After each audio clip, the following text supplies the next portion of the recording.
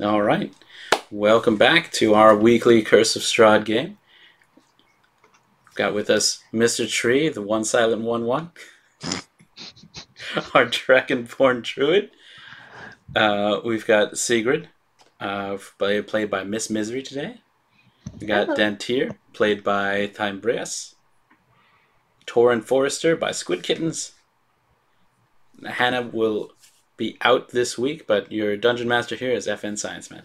I completely forgot to say everybody's racing class after Mr. Tree. But Segrid, It's okay. what's Segrid playing today? Segrid is a human fighter. Of course he is. Dantiir. I am a half-elf bard of the Glamour College. Nice. And Toren's hailing us from half-elf cleric of Kellamvor. Gosh. Yeah. That cleric. Great. That's a good place to be here. Worst week ever. Well, it's been a week. It's been just about a 10-day or so. You entered from various locations across Faerun, though close to each other off the Sword Coast, through lots of mist, and when you awoke, you had been just on the outskirts of the village Orashnow, that everybody lets you know is in the Valley of Barovia, and they have no recollection of any other locations that you might be coming from. That was maybe a little weird. All their coins have stamps on them, no dragons of Waterdeep, but you've got a lot of coins with this guy on it. He looks kind of got a thick forehead and the like, but you saw a bust of him once that kind of stared at you. Yeah, that happened. Then you just flipped on your weird dinosaur glasses and everything was fine. But you'd come through for Orashnow in a lot of very big ways. They had been on the verge of starving to death. They have, they can hunt here. Their two biggest hunters, the Veduvas, were lost out in the nearby Sphalic Woods. You found most of them. Let's say lots of parts. And you at least brought back all the furs they had gotten, so that when the Vistani traders would come into the village, there'd be something for that food. And when the village started burning down for some reason, something about revenge and dark powers and people were the worst. You helped stop the village from burning down. Well, most of it. The important parts. The jail's gone. Town hall's kind of gutted. People's houses, they're all right. Practically nobody died. Did anybody die? No! That's because you were a completely successful group at doing this. Heroes. I was like, We're a disaster, but we're effective. yeah, we're the best kind of disaster. Only one person was kidnapped and you got them back after that happens. There was only a small bit of child sacrifice and you stopped that, so... Well, one of the kids was still dead, but she was dead for a very long time. I mean, we couldn't stop that one. Now, unless you have time travel. That's not till like level 18. Write that down. All right. Level 18. And you've made a couple of good friends here in Orashnow. Oleg, you personally saved from... He's a big guy, kind of kind-hearted. You personally saved him from zombie attacks. You helped out Grigori Wolbach, the guy who runs the Hair and Hair. So if anybody needs a haircut before going anywhere else, you go to the bald man in town. Slightly baldy. And you even... The burgomaster of Orashnow is a little rough, maybe kind of accuse you of crimes that never happened, but you helped him out. You saved the food stores in the village. Yeah. And you brought somebody to justice. So that's where you are, of course, in Orashnow as... well, let's start this in the very, very early morning. The cold that it's been in Mount Beartalk has been substantial, but it's at least raised up in a few temperatures. No tremendous snowstorms, though the sky just always looks gray and cloudy for every day that you've been here. But in another part of the valley, the skies are less filled with snow clouds and more filled with thunder clouds. The rumble of lightning is just one that kind of fits within the clouds themselves. It puts a dark pall over a set of cliffs. Nobody would notice it. There's only a lone figure standing silhouetted against the ancient walls of Castle Ravenloft. Count Strahd von Zedovic stares down this sheer cliff at Rashnau village below, and there's no snow, just a cold and bitter wind spinning dead leaves around him, billowing his cape in the darkness. Finally, some lightning does split the clouds overhead, and it casts a stark white light across him. Strahd turns to the sky, and it reveals the rather angular muscles of his face and hands. He has a look of power and of madness. His once handsome face is contorted by a tragedy darker than the night itself. Rumbling thunder pounds the castle spires. The wind's howling increases as Strahd turns his gaze back down to the village. Far below, yet not beyond his keen eyesight, a party of adventurers has been in his domain for a few days, and Strahd's face forms a twisted smile as his dark plan unfolds. He knew they were coming, and he knows why they came. It's all according to his plan. He, the master of Ravenloft, will attend to them. There's another lightning flash that rips through the darkness, and his thunder echoes off the castle's towers, but Strahd is gone. Only the howling of the wind, or perhaps a lone wolf, fills the midnight air. The master of Ravenloft has preparations to make. He's expecting guests for dinner.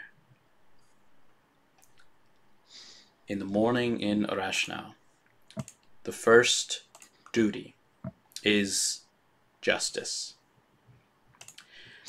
There has been a crime against citizens. Glovia Falinescu, longtime midwife, hospicer, beloved of the village, has broken law against the village. The law of everyone here helps. She attempted to take young Serena, her hospice assistant, as part of a dark ritual to bring back her own deceased daughter. You put a stop to that, and, well, there's no town hall to hold this in. The 7 tables inn will have to do. The crowd in here is something that Burgomaster Ivan Randovich settles down with the striking of a ceremonial bell. He says they are here to hear of the crimes and evidence against Glovia Falinescu, who, due to her dangers of being powerful wizard, or just a danger to the villagers, is being held under guard in the 7 Tables stable. And so, to speak on behalf of her crimes and what's been done to the village, he calls upon you 4. I think Hannah would be keeping a close eye on the crowd. And though they don't have much to trade, you never know what they might be hiding. So the Burgomaster has called upon you 4 to give testimony as to what happened and weigh on what should happen next to Glovia. Final decision is, of course, with the burgomaster himself.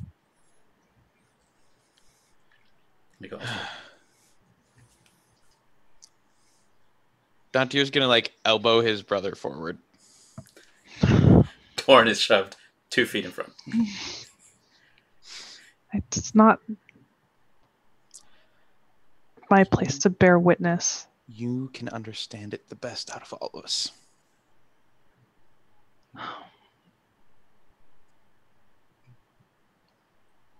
Toren will sort of look between the Burgermeister and Glovia and everyone gathered. Take a really deep breath. We were asked to retrieve a daughter that had been taken. And in the process of doing so, discovered blasphemies that are best left undiscussed. Suffice to say, this woman, and he will gesture to Glovia, is responsible for the death of many. I will specify Glovia is being held in the stables, and so there's not a visual on her at the moment, but they do have... Gesture to the stable. Fair. They do have some men guarding her at that part, and she has had her... she's kind of tied to the stable pole last you did see her. Okay. And should more tangible evidence be requested, I do have writing which will condemn her. And where is the girl who stands as victim of this crime? Where is the member of this village who has been accosted by our former medicine woman? And the family of Serena, Boris, and Celeste are also there at the 7 tables, and they are sitting a little bit behind you. They'll stand up, and Serena's mom will say, she took my daughter, and she did it with magic, and she was going to end her. She was going to steal her very soul. I cannot abide by living in Orash now when Glovia is here as well. And Boris, who still bears marks of hooks taken from his skin not hours ago, healed up, but he will nod assurances to his wife and add that they have now, at behest of the paladin, burned down Falonescu Manor and found all sorts of hideous corpses and bones there in the remains. He thinks that it should be a swift end, as she has served the village for many years. The burgomaster will look out to Mr. Tree, who there's actually kind of a healthy space around. They fit as many people as could be in here, but there's only 40 people in Arash now, and you and those who are outside. So imagine it's a very crowded tavern. Imagine Mr. Tree has room to swing his very large arms, as there's not a person standing next to him. There are several children who have made their way to the sides of their parents, and everybody is scattered around the room, but the children of Arash now, though they aren't smiling and they don't look like they have any spark of joy, but they are all kind of peeking out from legs and hands, and they're all looking and whispering, maybe slightly, about the scaly man who's so tall, and he doesn't wear a lot of clothes. I remember, what kind of fur had you gotten from the store? I think it was like a beaver's pelt. I don't remember. I think I just I don't remember. No, because I had taken Oleg's Mm-hmm. Oh, that's Oleg's right. coat. Yep. Okay, so you've got a furred. You've got a good I probably furred would coat on. have tried to give it back to him. I would have given it back in assurances. He likes his vest. It's a small furred Yeah. one. Okay, so Mr. Tree, you've got the floor, and they're looking to Druid. What do you, who speaks for the trees and the earth and the cycles, what do you say should be the punishments for these crimes? Oh gosh. Well, I think Mr. Tree would probably just be about every village has their own set of rules, and whatever y'all's set is, I think, would be the most appropriate action. So if it is a quid pro quo, I think that's the word, of sorts, then the only thing that I can think of is swift execution. But if that's not how things work, then You who look to be of fancy city folk with your hats and red blood hawk feather, what are they doing in the big towns of Alakia and Crest these days? What they do doesn't matter. What matters is what we do here tonight. Today, this morning, whatever it is. This person has committed affronts against nature and against the people. She has defiled corpses. She has attempted to sacrifice one life for another. She has done terrible things. And as much as it would please me to have her locked up, she seems far too dangerous. I agree. Better to end this now before anything else happens, before she is allowed to attempt to do anything else. I see. The burgomaster kind of looks around the room. He's seated himself at a makeshift speaking stand that they have put together with a couple of the food crates that were rescued out of town hall, and he's physically seated on the bar of the 7 tables, and the crates are around. He's looking around to everyone here of Arash now, his constituents, his people, the persons he's regarding to be in charge of, and there's, besides Mr. Tree, there's a little bit of space around a tall, auburn-haired elven woman and 2 fair-haired and dark-haired students she has with her. Not as big a space as what's around Mr. Tree, but of those, he looks to them and says, "What do the elves say of taking a life?" And Aya Glenmere, who's holding on to her student's shoulders so that they can see what human justice is. The elves have many traditions and sayings. I am maybe not the most dedicated to all of them, but, and she'll raise her voice out to everyone here, if you are to take a life, I would say that so long as you do that, do you have the power to give a life to those who equally deserve it? I have been away from my quiet force for some time now, and I tell you that it is at times heartrending. But it has given me time to think upon my situation, can think upon those who I am separated from.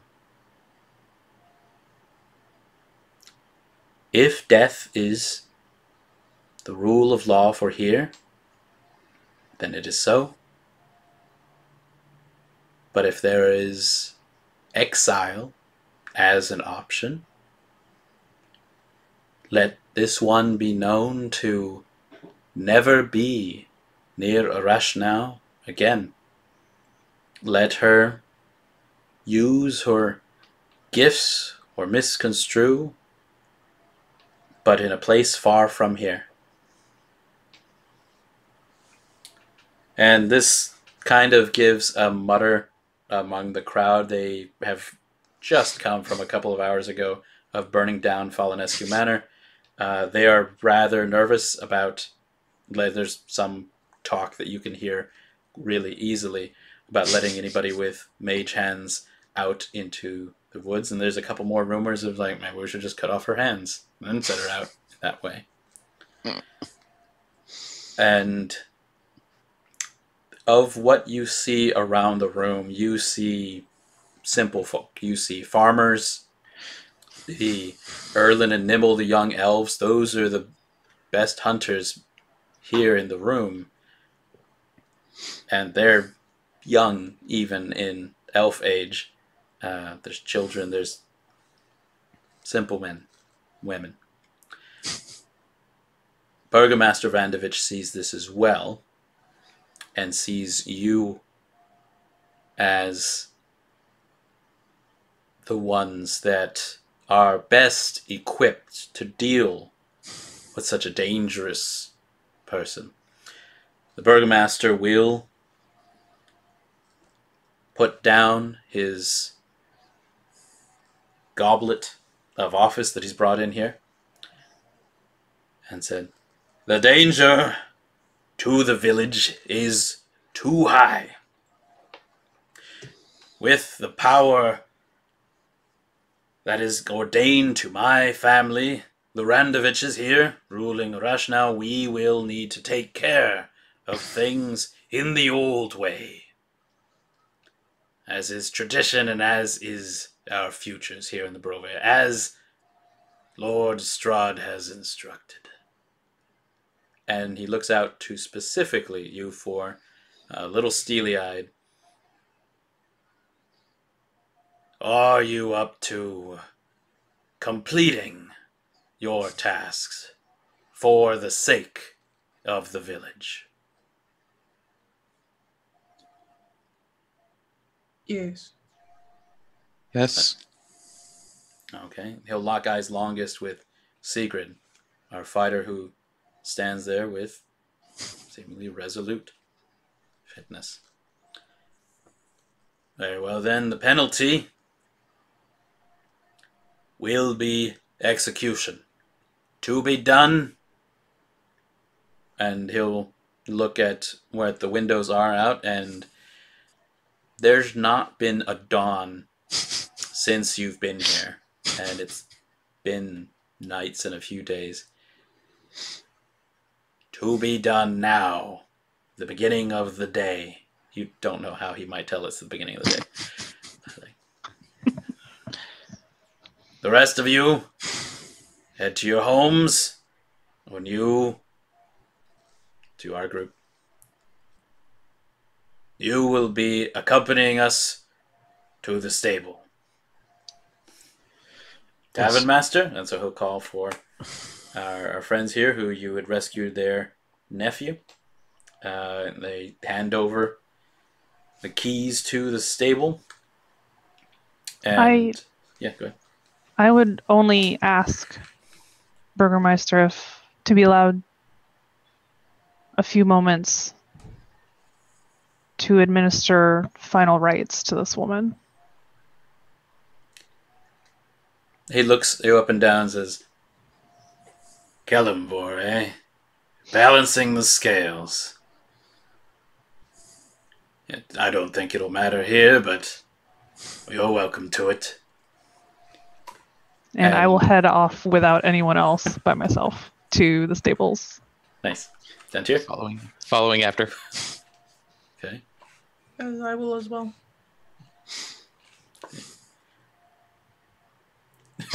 Mr. Tree, no less than 12 children follow you with their eyes. Very much trying to ignore them. It's very between do I notice everyone following me? You went off. I don't know. You weren't waiting for them. But sure. Okay. You're usually used to your brother following not too far behind, so. I will turn and I will sternly look at everyone and say, "This is not a spectacle. You will leave me to this." Okay. I will stand guard outside then. That's the plan. I didn't want to watch. Oh, I'm not. Not to them. Him and like 30 Toren people. looks mortified. Like, no, he's not killing this woman. That's not what he does. He's just gonna make her passage. Never mind. And just Okay. Oleg's there at the front, along with another kind of young man who you haven't met before. You think his name is like Bogan? He kind of looks like a Bogan.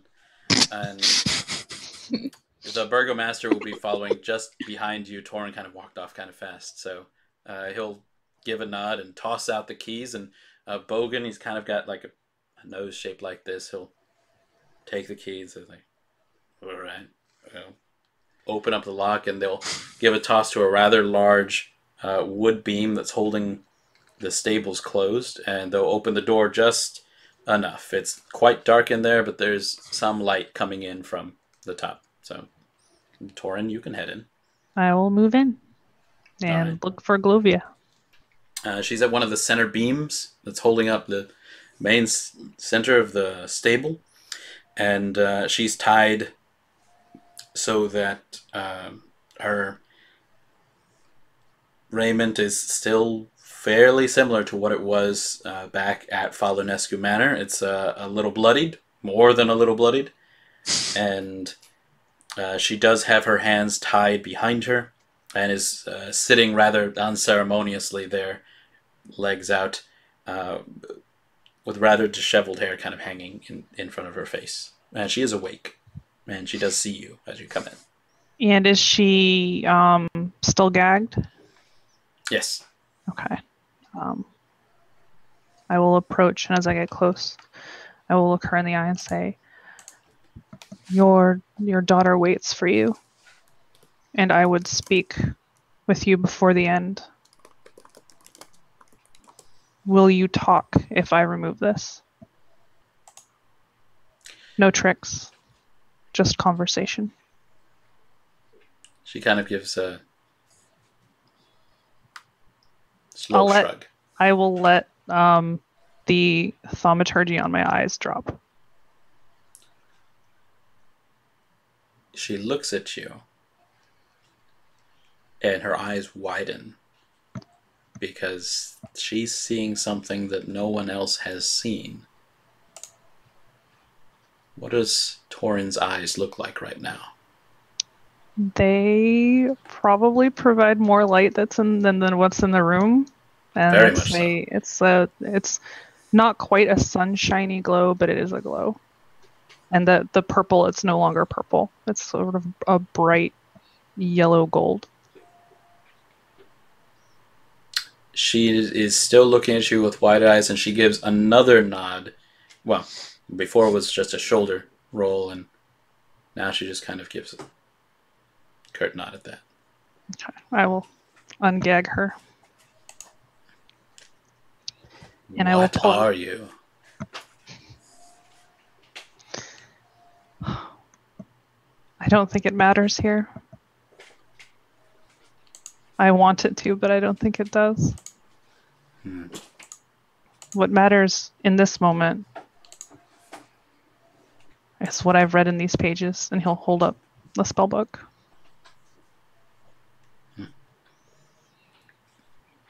There's grief here and longing, and I understand that. How? No, that's not important. It was warped, but I have to know what she tasked you to find.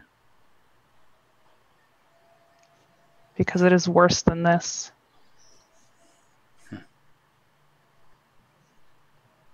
She came to me and offered me my heart's desire. She said I could have my little girl back. She didn't ask for gold.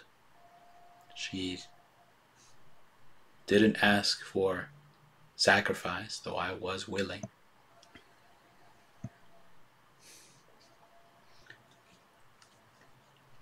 What she wanted was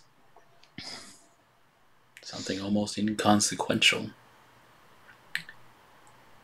I thought she was a fool at first, someone brought here by the rumor, spread over many years, that there existed in Orashna a keepsake. Small trinket. Possibly cursed, but one that Count Strahd himself would desire. She wanted to be in Strahd's good graces, and the vampire lord rarely visits to this mountain village. I figured the risk was very little for potential great reward, and had you not stopped me, I would be this very day with my little girl. He'll kind of smile sadly and say, "You will be this very day with your little girl. The pain will be yours. That is the only change."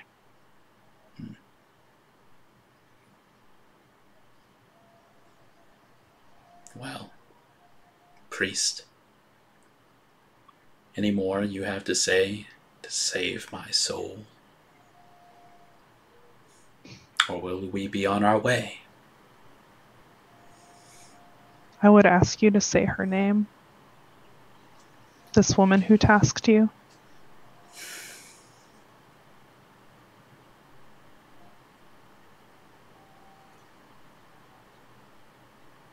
I knew not her true name, but she could only be one of the brides of Strahd. He collects so many. One of them. You know where to find her. And she's looking as if that's an actual thing, as if everybody knows where the brides of Strahd stay.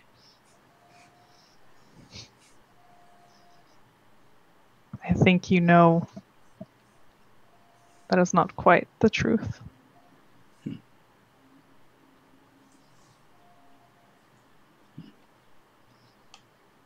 But this is not an interrogation.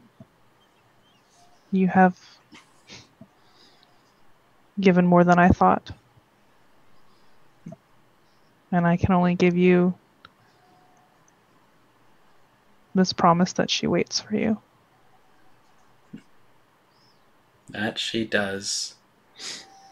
Priest, that she does. Look there. And she'll be gesturing with her chin up at the light, the bare morning light, the bare gray that's coming in, that is just a dim glow compared to the light coming from your very eyes. You see what that is?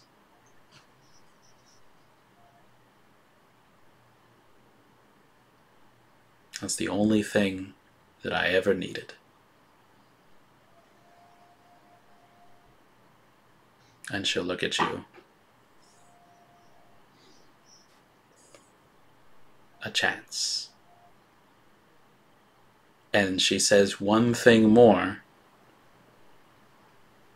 And It's the magic word for Misty Step. Fucking shit. As she, let's use apparate, 30 feet through the stable window, though it is not at ground level, she does appear out of the stable, and she is running, and the ropes that are where she was are bloodied, and Toren, where you can see them, the blood is quickly evaporating into dust, where she has done something to her hands such that she has etched in the spell preparations for this Misty Step onto the very beam using her blood. And it disappears into the ether as the arcane magics have been lost in this new day. To the rest of you who have been outside, I think you might hear Toren swearing, but you gave a good distance. More like a wordless scream of frustration. Segrid, you with your perceptions and kind of the maybe meditations and used habits of being outside, you hear very soft flumph in the snow, just on the other side of the barn, of the stable, and quick boots, and then not much else. Can I check and see where that is? Like, oh yeah, it's on the other side of the stable. You kind of, it looks like nothing's happening over here, so walking that way. There is a really big, deep dive of spread snow where it looks like somebody landed like almost face first, and then picked themselves up and running, and then you see in the direction directly west, there is clearly the backside of Glovia Falenescu, and as she is a good like 60 feet away at this point and already at the edge of Oreshna, and as you go that way, what do? I chase her. I full dash. She is going to hear you come through the snow and is going to do one more trick. And she rips off one of her sleeves. And you can see that there are arcane markings there on her arm, tattooed in. And with one more touch to it, and another magic word, she is now in trees. And I need you to roll a... Actually, what do you want to do? You are going at full dash. She has gotten another boost. Can I grab my... You have everything with you. Mm-hmm. So I can't see her anymore? There are a bit of trees. If you want to try for some survival, the Misty Step only works for about 30 feet, and then you have to land again. So if you want to check in for things that might be snapping or twitching, give me a survival check. Okay. 19 plus 3, so 21. That is amazing. Okay, she is going... It seems that she has kind of zagged from the direction that she was going. It's no longer going directly west. She, in her zag, has kind of gone diagonal. And as you are still going full chase, it looks like in that section, which is a little more to the south and southwest now, you reach to like the edge of kind of a foothill cliff at this part of Oreshna. There was an edge of this that you had also seen at Falenescu Manor. And at this cliff's edge, and with the morning's light that is coming through, you can see some movement in the Svalak woods and the foothills here of Mount Baratok, and it is going in a beeline to a very tall castle on its own cliff, there south of the village. Though it does have a slight head start. Will I be able to catch up? You would be able to, I think, if you did it at double speed and then just kept going. There is something else that you see as you are looking at basically the exits to the village, and you see 7 brightly colored Vardos, 7 very brightly colored round-topped wagons, as they are now making their way to the edge of the village here, and they are starting to call out a halt to their caravan, and you see people kind of starting to camp out and breaking their fast here at the outskirts of Arash now. They're not exactly in between where you and Glovia's path takes you, but they are slightly in the way at that point. If I threw one of my hand axes, would I be able to hit her? Or can I run, just do a regular full dash and still hit her? There is a good way to find out. Give me an attack roll. I'm not using D20, roll 20, I'm using my lucky D20. Okay, I am going to ask for a disadvantage on that one, as there's some woods in the way. It's a 2 anyways. All right, we found our disadvantage. I'm going to say that there is a healthy chunk as the axe just bypasses and startles a very large man who is just getting down off of his wagon. But it does fly right past him and into the Svalak woods, and you sent it on as direct a path as you could. And it appears that while it has chopped off some branches, when it landed in Glovia, it did not stay, though it did make some contact. And so as you get to that part of the woods, just you can see your hand axe there on the floor where it fell, and there is some blood on it. But it doesn't look like there's additional blood around it, so it must have been a hit to part of her that's not leaking at the moment. Okay. And she's gone now. There's no catching up to her? She would have a couple more distance to go to this castle. But after you reach to about 30 feet more, where she should have been, there are now 6 wolves. And I need everyone to roll initiative real quick. Hey, you guys remember that mistake I made? So I put Segrid down. Not this one, that last one. There is still a trail of Glovia heading west, and I'm going to show you on the map. Whoops, I made a mistake. Oh. There we go. There are wolves out here. There are 6 of them.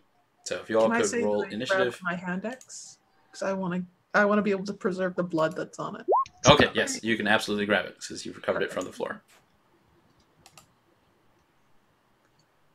Getting some wolves onto a token layer.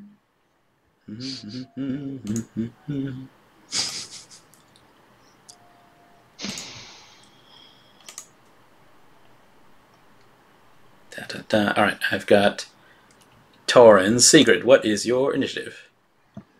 I got 13.13. Nice. How about Mr. Tree? I also got 9, but I will go after Toren. After Toren. Sure. All right. How about for Dantiir? Dirty 20. Nice. And so you guys are Toren. You are currently in a stable. Dantiir, Mr. Tree, you are currently not in a stable, but you're outside of it. You did see I will say for Mr. Tree and Dantiir, you did see Segrid go around to the other side of the stable and probably run off. Segrid, would you have shouted anything as you threw your axe? Oh, you heard me scream in frustration, I can guarantee you. Okay. Segrid Big is wolf like cry. Segrid is like 120 feet away at this point. Oh man. She has climbed through some trees. She is like on a cliffside. She's at the edge of the village.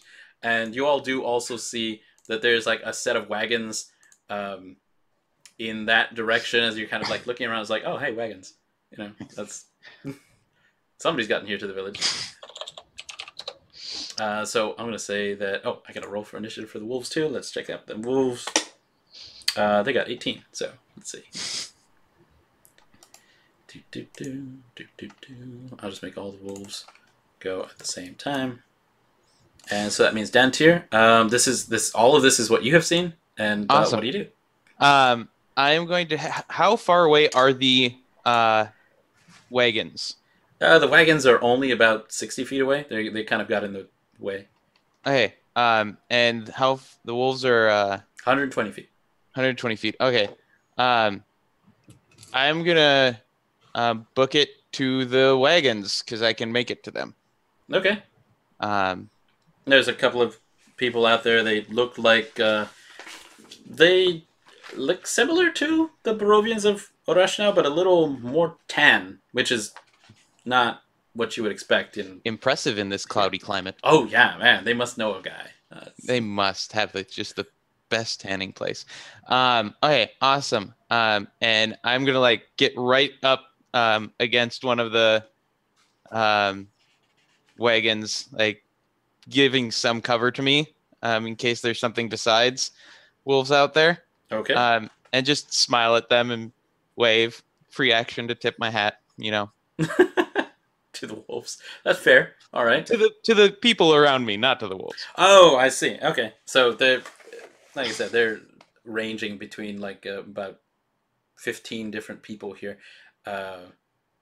There's one man who's like walking in your direction, Dantiir. He looks like kind of this rangy, weathered man.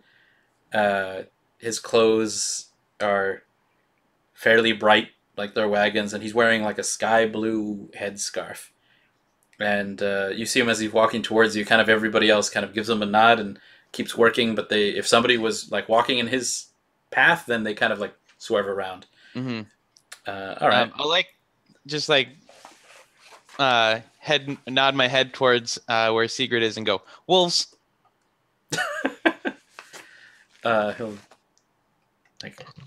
He'll look in Segrid's direction, and put two fingers up to his mouth and say, give a loud whistle. They're like, wolves! So that's something. Speaking of wolves. So they've got something known as pack tactics, which they will have advantage on an attack roll if there's at least one of their allies within 5 feet. And so long as that ally is not incapacitated. These wolves are working kind of in pairs. They do see Segrid is by himself, and two will close in on him before the other four kind of take a guarded stance in the path between Segrid and where Golovia was traveling. And so they'll kind of make a very furry wall about a pair at a time. And so Segrid, you have two wolves attacking you with advantage, and so it's going to be 2 bites that are coming in your way. The first bite is something like a 19 versus your AC. That could be. If that's going through at the moment, yeah. All right, then that's 6 piercing damage as you feel its teeth get onto your arm, and it's not trying to disarm you at this point. It is trying to knock you down. So I need you to roll a strength saving throw. trying to pull you to the ground, where its partner is slavering a little bit.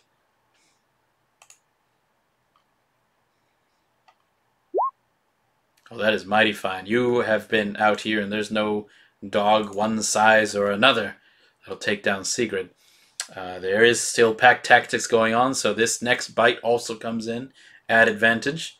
So this is a 16 versus AC. How's that? Hits. Also. So this is 7 piercing damage, and I'm going to say that this is on the other arm, and they are both now trying to drag you down. One more strength save, please.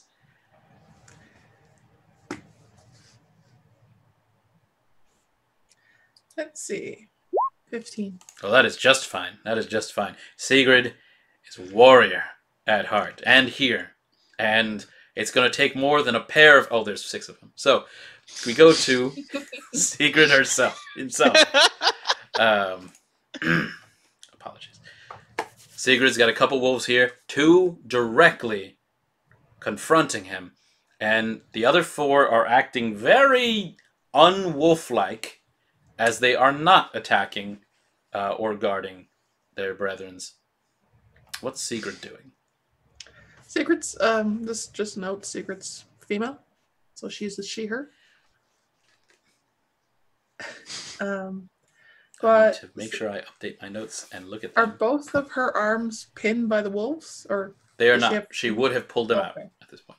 All right, she's going to she's going to use her sword to make an attack on the. She's right-handed to the one on her left, Mhm. and that's just a single-handed attack. So it'll be 1d8. Just a 7. No, then that will kind of make the wolf back and snap at Segrid, but it doesn't find purchase on his pelt.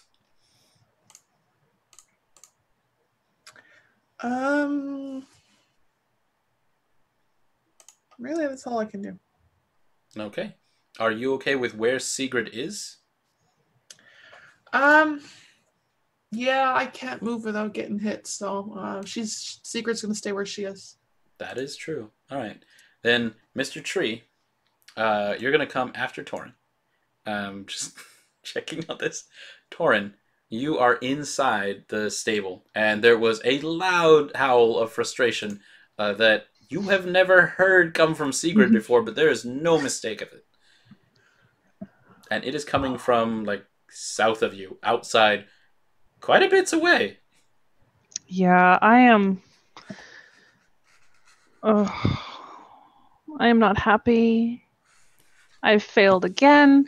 I didn't know I'd failed the first time, but now I know, and again, and I need to get to wherever this is, and the fastest way to do this is no one can see me, but they probably will eventually, is to throw myself out the window and just grow some wings of radiance and fly. And full speed, 60 feet dash flying speed to wherever I see people running. Oh, there are now a collected gathering of people, maybe 15 of them coming from around these 7 colored wagons. And there's, as you burst through that window and out into the air, you can see Dantiir kind of there at the wagon, and where other people are getting kind of not spears, though some of them have some swords. A lot of other ones have like almost farm tools and like entertainers' knives and things. And far, about 90 feet more in front of you is Segrid, and she is surrounded by wolves. Not the biggest, but certainly fierce. These wolf stands over the head of a child normally, and these ones look like they have, I don't know, a darkness about them. Okay. I No, the range isn't long enough. Okay. Then I'm just gonna spend my turn jumping out of windows and flying straight for Segrid. Okay, so at this moment you've got that sight, you're in the air, and you are just going straight for Segrid. Dantiir, there's a whoosh as something passes right over your head. And this is like almost a freeze frame as you see Toren in full Kelemvor glory and something a little extra that you never saw being taught whenever you visited Toren. The wings are new. The eyes are also a thing. The radiance probably. Mr. Tree, everybody's kind of gone in a direction away.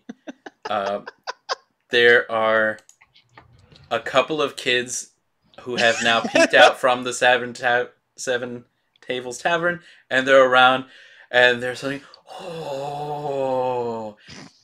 And now they are all looking at you. They're like very expectant. Just like, I guess, I think like with his robes, he has like a little rope belt, and he like tightens it a bit and just starts running after everyone else. Uses his action to dash the whole 60 feet. Nice. Okay, so from there and through, Mr. Tree gets to where the wagons are also, and so Dantiir, Mr. Tree is come sauntering as girded for battle and the like. So Dantiir, it's back to you. It is.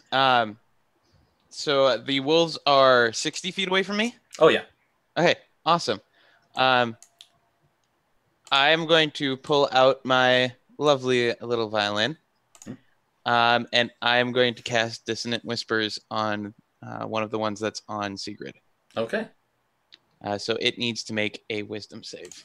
Let's try that for a wolf. And I need to get D6s.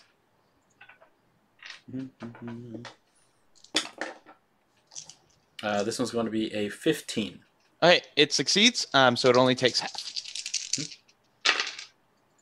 That is going to be a 15, so 7 or 8 points of damage, psychic damage to it. Segrid, right in front of you, you can see that wolf over to your left. They shake his head very much, and there is like a dark saliva that is sliding out of its mouth now, and it's pooling onto the snow. And then after a lot of that darkness has passed, there is some blood that follows it at the last minutes. And the wolves don't howl at this point, but it shakes its head one more time and gives a little bit of a whine. And then I'm going to switch the music to a little bit something more happy and positive and give some inspiration to Toren. So you get a D6. Toren, you have theme music now. Okay. You do. You have action music playing in the background. Is it the One-Winged Angel from Final Fantasy VII? Oh, yeah. Yes. Oh, yeah. One winged angel, and then played twice as fast so that you have 2. Yep, okay. Yep. All right. Double speed. Yeah, it's a D6. Okay. Nice. To ability checks, attack rolls, or saving throws. Okay. And are you good with where you are? Are you now standing atop one of the wagons? I'm going to move I'm going to stay where I am because I'm at my sweet spot for range. Okay. But I'm going to what is our newfound visitors seem to be thinking of what's going on? They look like they are gathering up several bits of implements, staves, things that they have around, and they're heading out from their wagons to where Segrid is. I will smile and nod approvingly as I play my violin. Okay. So before the wolves get to go, the Vistani, who are here finally to Arash now, do start their march down some slightly treacherous slopes and through. They're slowed down a bit because they're taking it very cautiously, but they come a little bit half between where Segrid and the others are. And the wolves that have caught sight of them are not advancing on them. And they're just kind of holding out their staves. And a few of them are starting to light torches even in this day. But the wolves are not marching any closer to it. And in fact, two of them that were guarding from an easterly escape, they start backing up a little bit into the woods. And the other two who are still blocking that way are kind of looking at each other in a way, and one that was furthest gives a sniff to the air and will look to the west, where there is kind of a higher rise from one of the cliff sides, and very slowly stalking up that cliffside through the snow is a very large dire wolf. This is padding up with jet black fur and eyes a burning crimson. And this dire wolf, it stands a full 10 feet tall. This is something that towers over these wolves, Segrid, and even some of the smaller trees. And the furthest wolf out kind of looks at it, and the dire wolf nods and turns back and gives some short woofles at the other. And so while that's happening, the dire wolf looks at Segrid. And Segrid, I need you to do a charisma saving throw. Oh, Oh, wow. nice. 15. Way better than I thought. Nice, nice. So there's good news, and there's other news. The good news is that 15 is a very high charisma saving throw. And the bad news is that,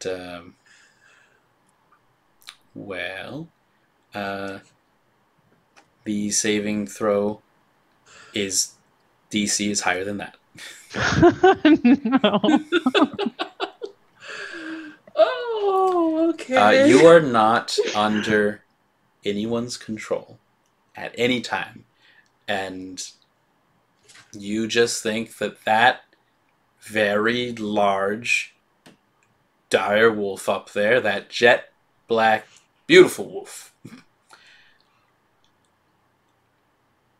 you seem to remember when your days back when you were younger, you remember a good canine friend.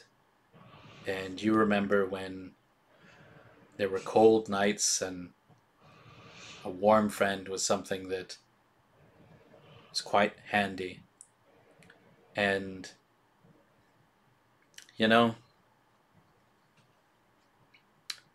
you bet that one's looking at you like he wants to be your friend. No, Mr. Snuggums. I missed you. Want as much as the faces. It's Mr. Snookums reincarnated. And the way that Mr. Snookums is looking, he looks like he wants you to have a good day. Wants you to have a great breakfast. Wants you to maybe like do 5 push-ups or something, and you know what? He'll see you later. And that suggestion to, you know what, maybe it's time for breakfast. Maybe you've been up a real long night. You think like, you know what, maybe these wolves, they just want some breakfast. Maybe they're just snappy in that way. And so you don't really want to go forward anymore.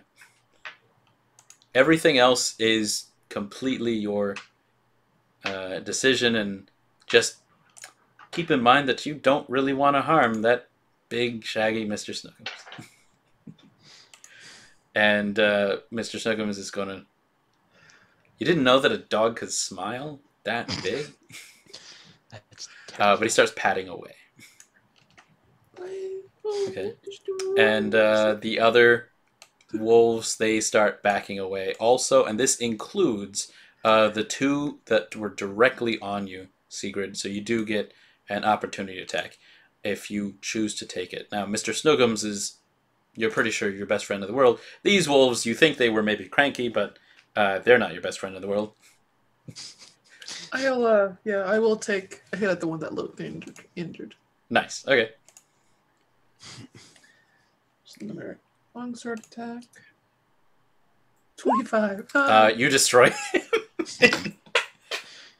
There's one wolf that is not going home today, and the other 5 scatter at that point, but they don't scatter very far, so here they are. But the one who is closest to you, that one absolutely falls apart and is there on the ground. The others were making their way out. So you have your full turn now, Segrid. Since they're running, I'm going to leave them, and I'm just going to grab the dead wolf by the back paw and start dragging him back to town, because I'm going to skin him. Okay. Makes sense to me. It's a good fur. Breakfast. No. Okay. Toren, you are flying. You are overhead. I am flying. There was a big dog out there for all of a sudden, and then it kind of went into the trees, and then it kind of shrunk. I don't know. It went to... There's a lot of mist around. And I have no idea which way Glovia went, do I? You do not, though you can kind of tell there's a beeline here from where Segrid went. That's true. I can even give you a survival check. You want to check some notes. Let's And see. you can use your inspiration if you so desire. Oh, that's true. Survival. I won't even waste it. That's a 5. All right. So, yeah. You know what? There was a big dog out there. You might have lost sight of what you were tracking for a second, and then you're like, oh man, there's a lot of trees out there. With my movement, if I dash with the 60 feet, is it possible to put myself between the retreating Segrid and the rest of the wolves? Absolutely, yes. Okay. I will be super dramatic and swoop in, wings flared, a la just pissed off angel, and be frustrated and try to be menacing, but mostly just angry. Okay. All right, Segrid, there is a 2-winged angel that is landing in front of you, and it looks a lot like Toren. The eyes are a little different.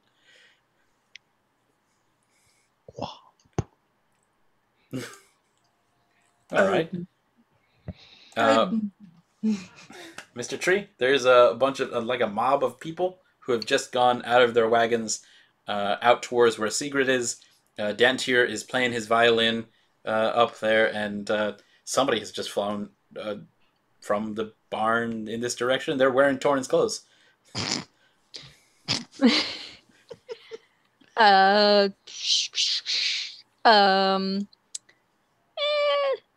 Looks like Sigurd's dragging a wolf, from what I can tell. Mhm. Okay. Just I guess Mr. Tree will just like, oh, I guess everything's fine. Sigrid, you have a wolf there, but you're looking a bit rough. So I'll just healing word her from far away because it's 60 feet range. Yeah. Yay. Is that your healing word? You're looking a bit rough. Yeah. Well, because I wanted to make a dog pun. Oh, Yeah. Rough. I didn't get it. Hey, I rolled a 4 though, so that means you get 6 health back. Nice. Yeah, my puns are healing. Nice. That works out pretty well. Okay. Then I'd say that it is at the top of the round, Dantiir. I'm going to go join my brother. Okie doke. Good spacing away.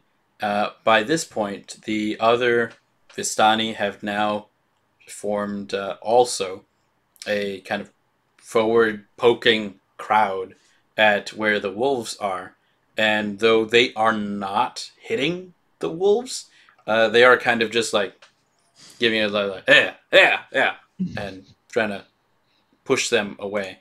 And the wolves likewise will not be biting or even snarling at the Vistani. They do like Toren and Dantiir, with your perceptions there, you do notice that the wolves do at least take a sniff at the Vistani who are near them.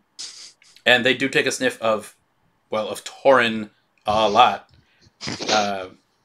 Yeah, there's a little bit of growls at that point, but since the Vistani are kind of poking at them, they do turn and they run off and to more of those woods.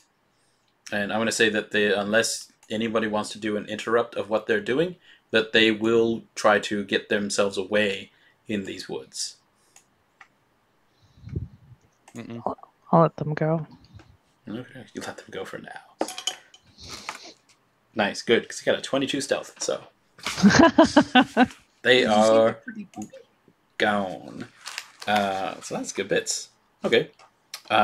With that, the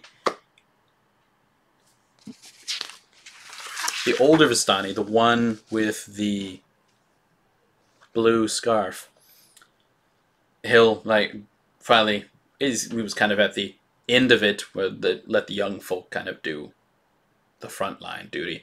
But he will catch up to where Toren, Dantiir, and Segrid are, and he'll hold his hands up and say like,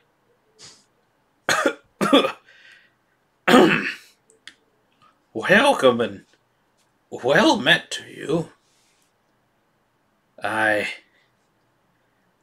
And Toren's radiance, I think, has come to just about a close. The second the wolves walk off, he'll dismiss it and just sort of fall to his knees. All right. Are you okay? Like, Dantiir is not even, acknowledging the guy coming up to him. Mm. And Toren's on his knees, and Dantir's not there, so he'll turn to Segrid, who seems to be almost a smile on her face. Like, with an open heart, I invite you to share my family's fire. We were planning just a trade this day, but it's rare for us ever to welcome Georgios such as yourselves into our camp, but he'll lower his voice a little bit. Our need is great. Please. First we'll deal with the Irashans, and then there will be a feast. Please, come with you and your friends, and we'll have some traditional activities tonight. And then there will be time for some discussion. And so Segrid still has a dead wolf in her other hand, but how does she respond? Am I still kind of under whatever influence I had, or have I realized that something happened to me? You do know that something happened to you, but you are absolutely still on that influence. Okay. So you feel like there was a big friendly dog. Okay. Yes, we will sit and meet with you. But did you see the dog? It reminded me of my dog when I was little, my Mr. Snuggums. Wasn't he pretty? Beautiful dog. But I have a wolf. Maybe you can skin and cook him. I don't eat wolf, but the fur is good. Would you like it? And I kind of look around for everybody there. I haven't processed what happened to Toren yet. I'm going to deal with this. Mm-hmm. Oh, yes. My own granddaughter Leela should be able to take care of this one. And he kind of gives a short clap. And a young lad and lady and they're also in different clothing, but they do have like a kind of a blue accent on some piece near their front. They do pick up the wolf in two hands, like, this will be quite a night, I think. And then he goes like, back to the wagons. We need to set up our camp and do some trading today. And I think that'll be a good spot where we take our act break here. And we'll do a nice 6-minute break. Let's get some water, get some washroom time. And we'll see us back in Orash now. Yeah.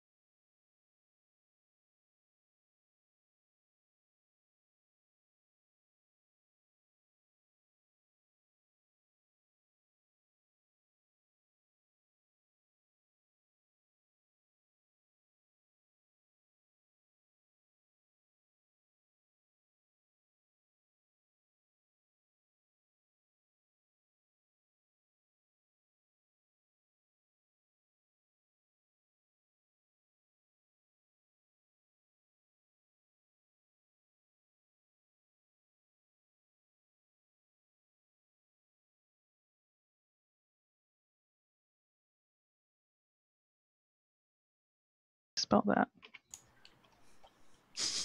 Might be. Okay. We are back. And as a shout out from last time, we had some friends come in to raid us at the last session. And that was nice and cool, guys. Thank you for that. Also, gals. It could be everybody. Everyone. Working on streaming and responding to chats is something I'm getting used to. All right. So, two things are going to get to happen here. First, with the arrival of the Vistani, this is something that Orashno village had been waiting for. And there is a marked increase in activity. Certainly everybody's tired, and who doesn't, from a good house burning. But everyone gets out to bring what they've got of tradable wares. There's carvings, there's wood, there's whatever wasn't lost in the fire. There's certainly the stacks of furs and pelts that were recovered and brought out to the Hare and Hare. And there is a large amount of trade done with who is now known to you as Captain Elias, that weathered Vistani man who is there with his sister and kind of directing where the trade goes. But of the 7 wagons, 6 of them there are almost open with trading going every minute till by the evening, and lunch break gone, worked through. The Vistani now have wagons loaded with furs and worked woods and things they can trade further. And the village of Arash now have, well, primarily food and barrels of water and bits of wine, in fact, that the 7 Tables Tavern was definitely needing. You see something marked as Red Crush and something, it's a purple stamp. It's probably inconsequential, but besides that, most everything else that happens there in the village is just as pleasant a change of pace as the people of the village could have asked for, in that nobody has been murdered yet today. Probably only 1 criminal escaped, and there's just good news all around. So that when it's time for the evening, that the Vistani have kind of invited everybody to share in their campfire, one that they have dug down on the outsides of Orashno, but one that there's some young people who are kind of hanging out and around and talking to the other young Vistani, who they're traveling as families. That's something that you've noticed from them. They've got kids, they've got teens, they've got some adults and older adults like Elias, and they're having a good time there. They do describe that a lot of them are family, brothers, sisters, marry into or otherwise. These ones are the Bogorov family, and they are, some of them though are kind of just adopted into it. They don't describe to you in the ways that they know from one another who is of Vistani and who's not Vistani, but they say, like, you travel with us, you might learn some of our ways, but to become a Vistani, to become one of the family, that's something else entirely. And at that point, there is a lot of music that's been around the campfire, and right now it's starting to pick up in tempo. And one of the Bogorov girls, I'm going to say, it's Denani's sister, one of the young lads, so it's a like a young lady. This one's name is Annika. She's just swaying to the music and dancing over quite rapidly, and she dances right next to Mr. Tree, and who's very tall and quite a striking figure. And the crowd calls out, "Ah, the Prostanata!" And people start chanting like, "Prostanata, Prostanata!" And to you all, Captain Elias leans in and says, "It is a traditional dance, fast and seductive. Our young Annika dances it well. Look, she invites you to dance with her, to match her step for step as she sways." And she is looking at Mr. Tree with large doe eyes, and she steps back and away, and she is now dancing a fair intricate step. But you know what? You think she has stepped delicately, but it's not. There hasn't been too many crossing of legs. Like she stepped forward and then one to the side and the back. You think you might be able to follow through, and she's certainly inviting you to. What do you think, Mr. Tree? Everybody is actually clapping. Oh Built in gosh. time with the music. Peer pressure. What would he do? I think he would begrudgingly just try and go along with it. Fantastic! Give me an acrobatics check as you step onto the center stage around this campfire. It's gonna be great. You got. Oh wait.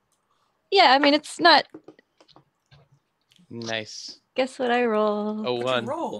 I did roll a 1. All right. That's perfect. There's some really obvious missteps, and you know what, Mr. Tree? You've brought such joy to the village of Orashnel.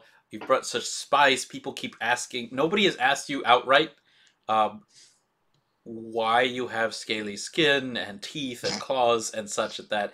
Do you think they might be getting right to that point of like broaching that subject? And then you also know, because you have fallen flat on your face and like tripped over a log, part of your clothing has now caught on fire. Someone has in the village has felt a little too comfortable with you, because as you look down,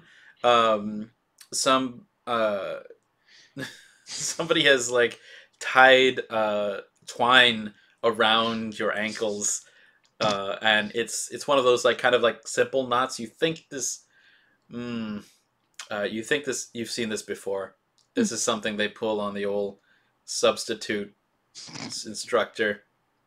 This isn't your first rodeo. This is certainly the first time so near a campfire and so hot. So while Mr. Tree is on the floor, Annika does look next to Segrid and kind of like does a spin, and her dress flares open, and she turns to Segrid and she's breathing a little harder now, and she extends a hand and she has another one back. She does one more twirl, and everybody says, "Come on! It's the dance, the prosnostica!" And she gives a slight shrug and a smile, and then she turns to Toren. And to Toren, she does an entire dance around, because people around the crowd have now backed up, just as Annika has danced to Toren, because they're either kind of old or they like the way that this is going. And so Annika does it's intricate. There's a couple of spins and twirls, and she is dancing around Toren. She has her hand just over Toren's head as she is seated, and it goes around, and Toren is rolling his eyes, but he's still stewing from his failure earlier, so he's not the best participant. And so in finality, she twirls to where Dantiir, I think, probably would have been with the musicians, learning a few things, teaching a few things, getting a couple of stuff down. The musicians are very surprised when Annika comes over to them. One of them kind of like makes a slight mistake, but she has eyes for no one except Dantiir, and then looks up at his hat and looks back down, and there's just this kind of wicked grin that's on her face, and she has now extended 2 hands out. Oh yeah, full in. I need you to do 3 acrobatics checks. Performance checks? Nope. That's a natural 20. All right, that's 1. So Dantiir steps into the center of the fire with Annika and like the fire pit place area. It's like it's a natural. 18. With an 18, the steps have gone a little faster, and Dantiir is still keeping hold. Like there's a little bit of whispering around the musicians saying like, "Oh, it's not fair. He's got music talent. He's got dance talent. I don't know what's going on." That's the second 18. All right. And the last one is another 18. Fantastic. Okay.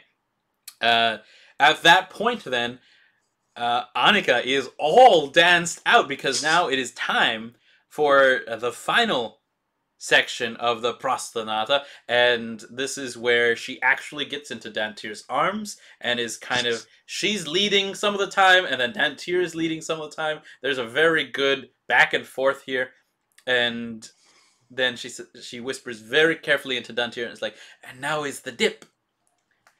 And Dantiir, that's where I think there's a very powerful flourish, and around you, she has gone from behind and to your side, and 1 time through your legs, and then has been dipped by you. And at that point, just the crowd of the entire camp goes crazy, and that it's everyone is in praise of the skills on display here. And Annika grants Dantiir a very passionate kiss. There is no ring on her finger. So for all of you, and we'll settle it at the end of it, but all of you have now gained 25 experience points from such a fantastic performance. And experience, certainly. That was a highlight of there, because Captain Elias seems to be motioning now for quiet, as he says, "Tonight, I will give the Durok the nightly tale." And he's looking at you all as he is saying this. "The nightly tale or lesson. Although a Durok can sometimes be very long, I sense that we are all weary, and I do not wish to bore our guests." And he absolutely winks at you all and drops his voice to a more solemn tone. "We Vistani are people of family, of tradition. We do not turn our hands, heads, or hearts against each other. To do so is to forsake what it is to be Vistani. Those that break the faith of their people could no longer participate in this life. They are exiled from the family and called Mortu, or the living dead. No Vistani will harbor a Mortu. They are marked as an exile. This is not a mark that can be seen with the eye, but a mark that every Vistani feels when looking upon a Mortu. The crime itself is not visible. Perhaps he killed an uncle in anger, or perhaps he thought to get drunk rather than mind his young nephews, and the boy came to harm.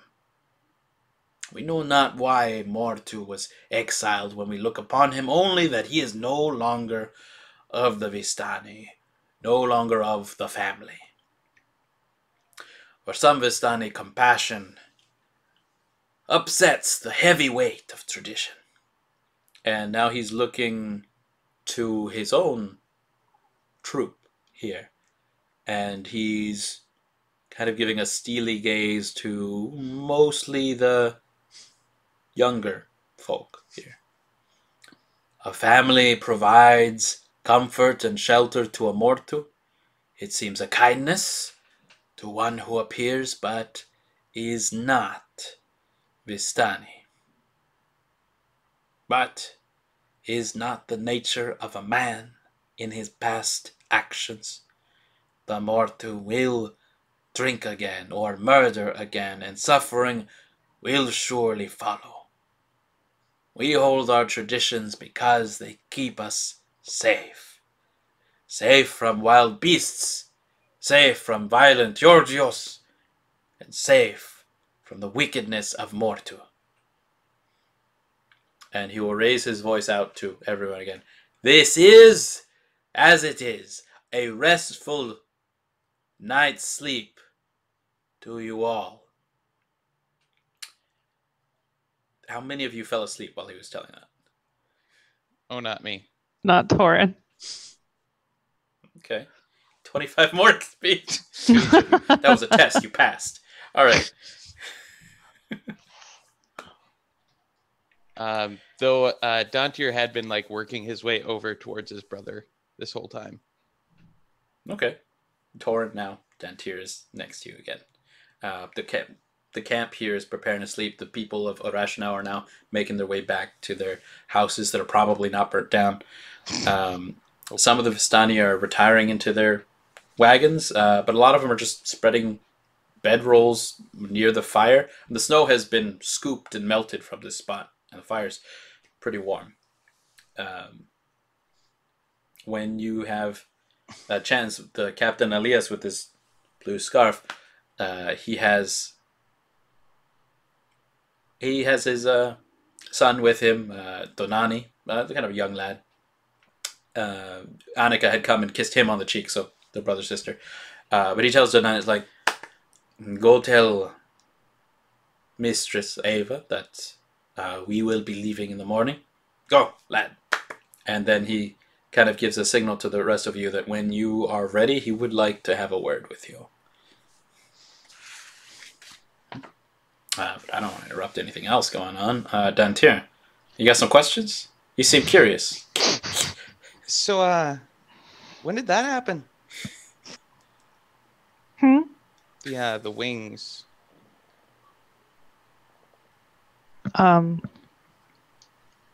Just now. First time? For everything. It's,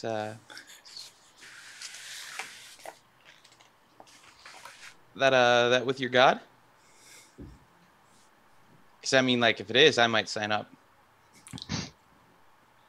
No, you foolish, foolish boy. No. This is just who I am. Who you are?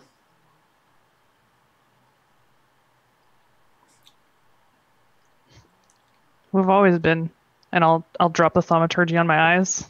That's cool. This is the truth. What is it? I Would I like know what this is? That's a good question. What have you seen so far, Dantiir? Wings and light, or do you mean like in general in my life?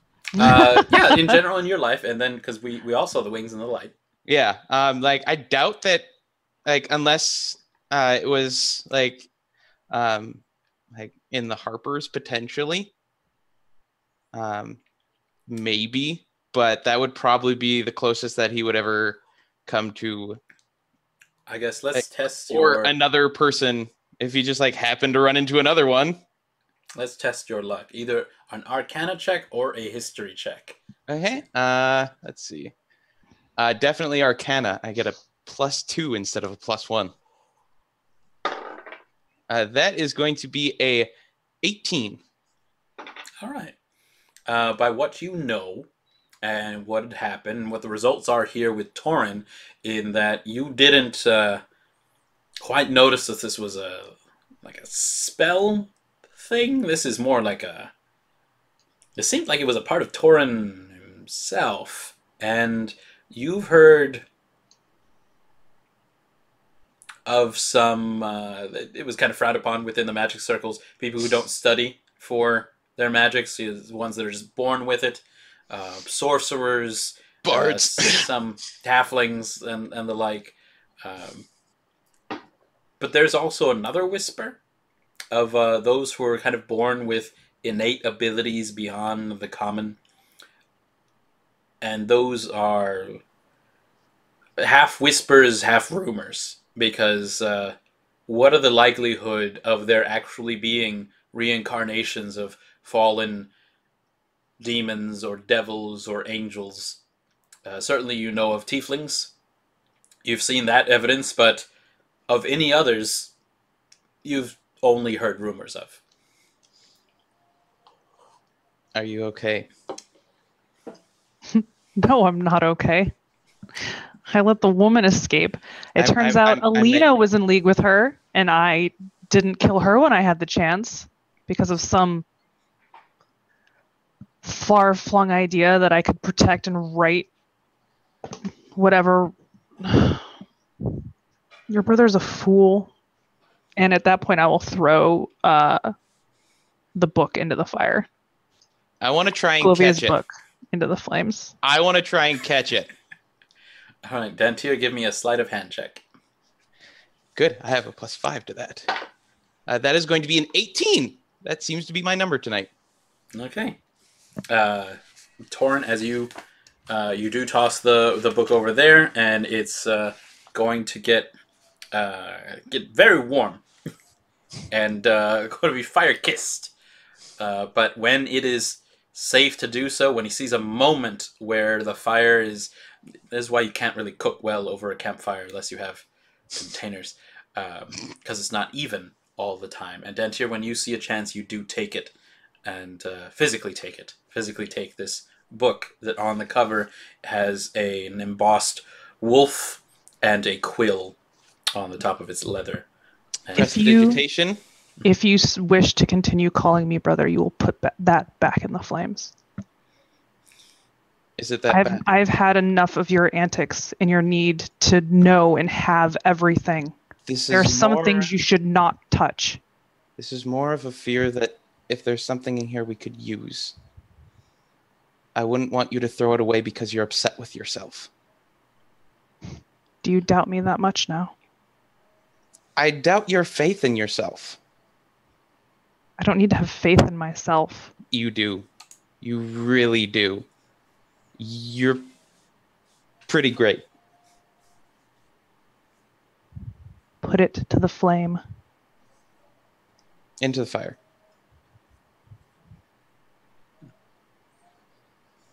There's sparks. Mr. Tree and Segrid, you are close at hand. I want to say that there's been turkey legs available for everyone. And so you saw Toren toss a book in, Dantiir definitely try to rescue it, and the conversation was not a secret one. And so that's what's happened there. It's at this point that Captain Elias does say, is like, when he's kind of overheard some of this, it's like, you know, the tale tonight was more for my tribe, but family is an important thing for all. You never know when someone or something might happen. And he sees his son Donani coming. He's like, Donani comes. He is to be married soon. One from our troop and the Muscle of Arix. They're to be wed within the next few days, and Muscle of Arix are just down in the center of the valley, and they... Well...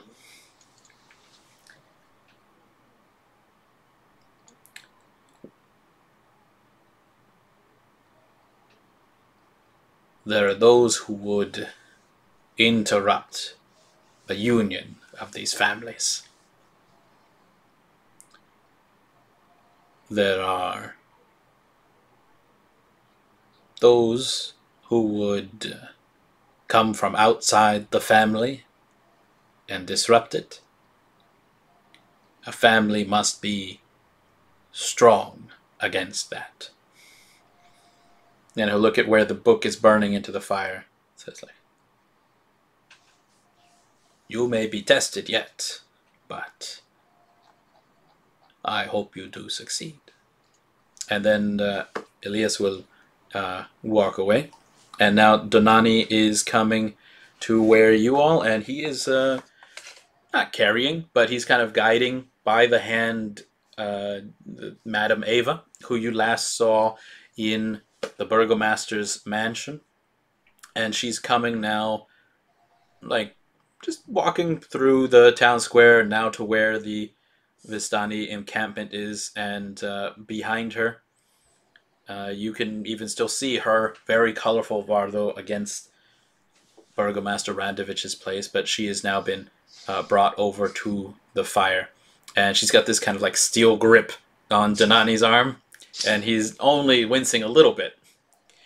And it's just like, these are them, Madame Eva, the ones that you wish to see further, the ones who you wish to determine their futures. And she pats his arm like good boy. You blessings upon you and your beloved. And it's like, Leela, great madam. Leela is we are to be wed within a few days. I cannot wait. And it's like, well, waiting just makes the heart grow fonder, is what the older ones would say. You have a long life ahead of you, Donani. Make sure that you spend it well. And he kind of, she lets go of his hand and his arm, and he's kind of like, yes, thank you. And he's rubbing it. Thank you, madam. We will have your wagon ready in the morning to take you down into the valley. And she kind of seats herself there at the campfire and has her iron claw hands warming there against the fire, and says, you met the Great One, the Great Lord, the Ancient of this land tonight. Didn't you, Segrid? And she is not looking at you yet. What did you see?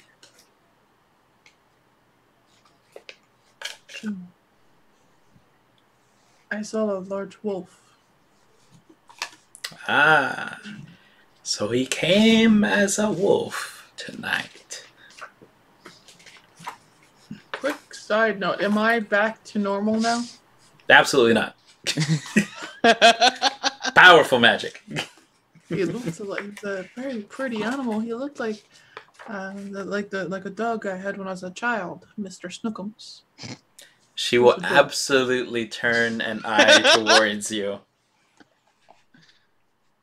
How do you feel about Mr. Snookums? He looks like such a nice, happy, kind dog. I just want to smush the faces. This does get like a smile from her, and it says, that would be something to see. And she was like, you all survived various tests tonight and the night that you came into Barovia. You may not have known they were tests, but you were put to them all the same. I know why you are here, and I know what you will have to overcome. I think you might be the ones that can break a great curse upon this land. And she's going to turn from the fire so that she's kind of lit from back, and her face and front are kind of all in shadow. Though you've certainly seen her before, you wouldn't see why this is any different than another time from before. she has out before her again, flourished into her hands like there had been a set of lacquered dark cards. And they are almost flickering in the firelight, and the fire behind her has this crackle in the evening.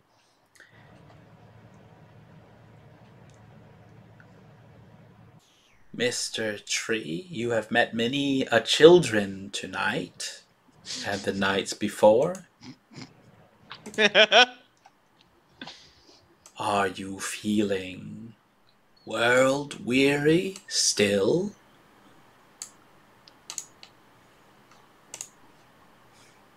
Yeah. Yep.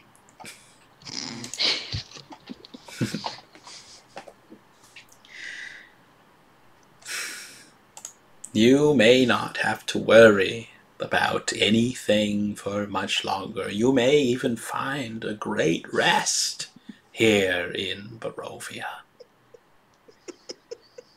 Segrid, Mr. Snookums is a great being here within the valley, and he very likely wants you to grow closer to him. This is something you may be able to do.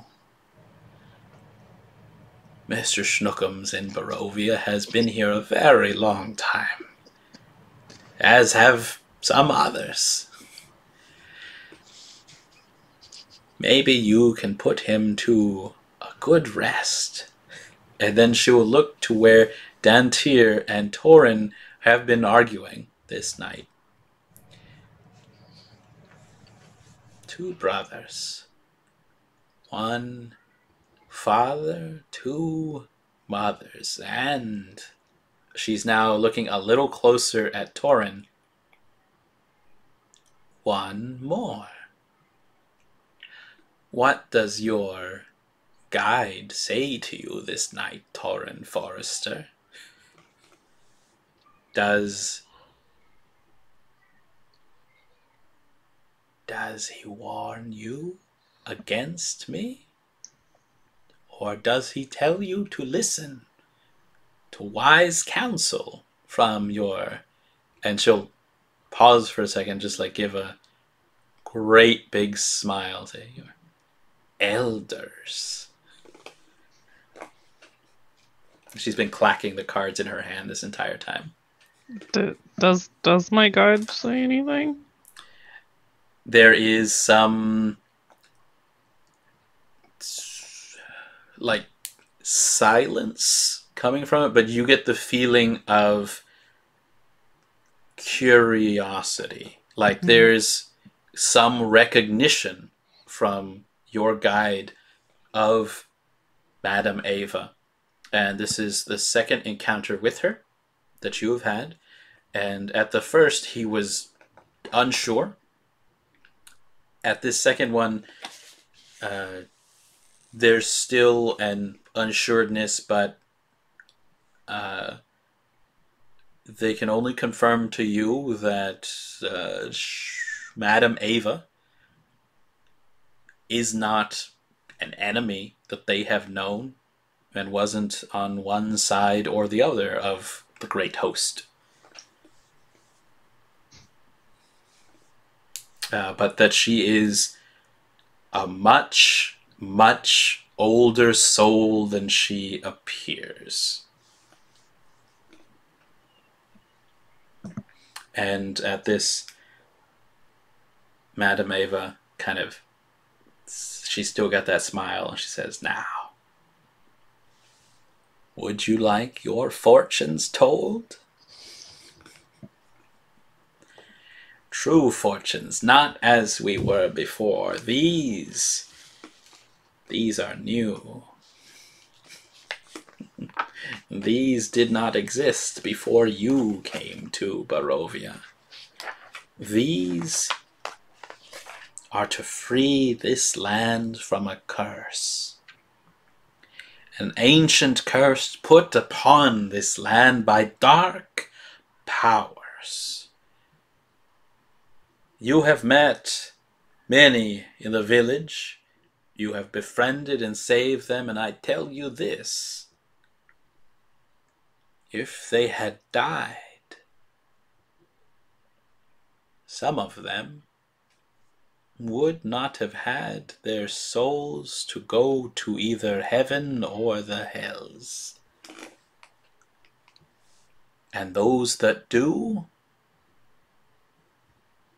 they would be here in the valley still.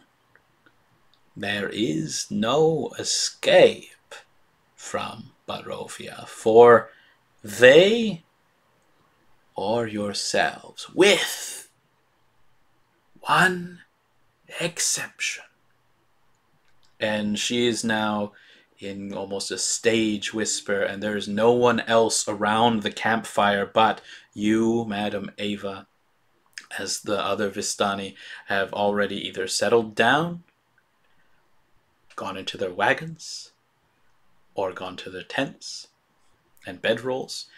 And it's as if the entire night and the sounds of it, and Mr. Tree, now that you think about it, this is a great stillness, but the only thing remarkable about it is that it's been the same stillness for this entire nights and days you've been here. You have not heard bird song since you have been in this valley and village, aside from the bloodhawks and an occasional raven caw. There's just an absence of it, and it's even thicker here. This silence around it could be cut. And Madam Ava is now removing 14 cards marked on their side with crowns, and she shuffles them. And then she shuffles another deck of cards, this time with a double circles upon them that they may look like hourglasses at this point. And she is shuffling those, and if you see on your screens, you should see now a small deck. And if you hover your mouse over it, no clicking at the moment, but you should see a small card start popping up from the top of it. And I would say, going from the order that we had before, Segrid, click on one of the top cards of this Toroka deck. Okay. Ah.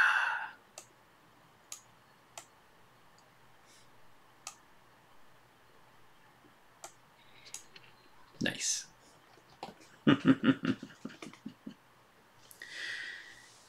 This card tells of history. Knowledge of the ancient will help you better understand. Here, the valley, the count, and your place in things. The mercenary. The thing you seek, the very thing to explain this place, lies with the dead under mountains of gold. And then she turns to Toren to draw from this deck. Okay.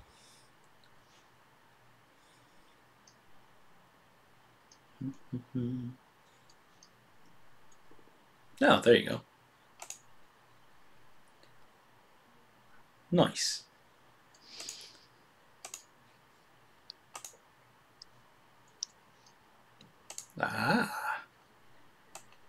This card tells of a powerful force for you, for good and protection. Where you have failed, this force wants you to succeed because it also failed. You will find this holy symbol of great hope with a guild member. And the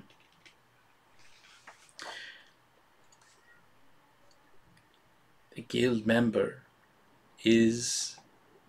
She'll hold the card up as if she is looking at this and seeing someplace. They are in a dark room of bottles. It is a tomb. This is where you will find this symbol. And to Mr. Tree, she raises the deck one more time. Like uses his claw.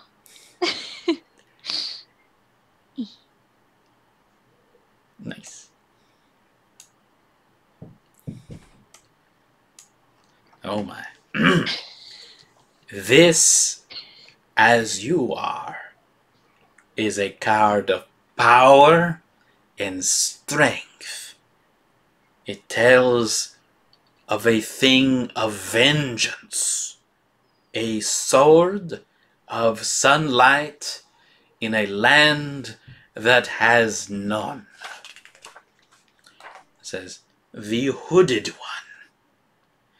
This tells that you will find such a power in a place of cold and a place at the end of a winding road, deep in, and she's holding the card out to you again, Mr. Tree, and now past your shoulders, pointing very, very directly west. Deep in the mountains, in the face of a faceless god. And then it goes to